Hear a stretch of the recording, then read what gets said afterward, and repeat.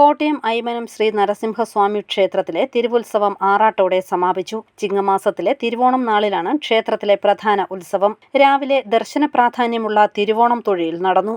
വൈകിട്ട് ആറാട്ടുകടവിലേക്ക് നടന്ന എഴുന്നള്ളിപ്പിലും തിരുആറാട്ടിലും നിരവധി ഭക്തർ പങ്കെടുത്തു.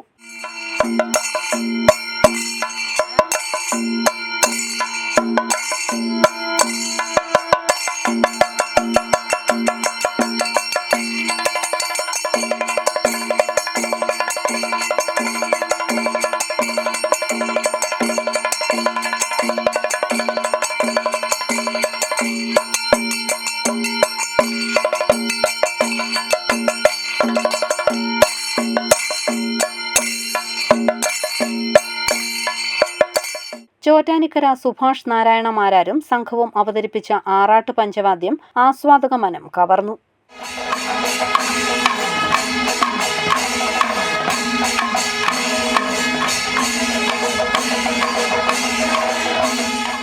News bureau, Kottayam.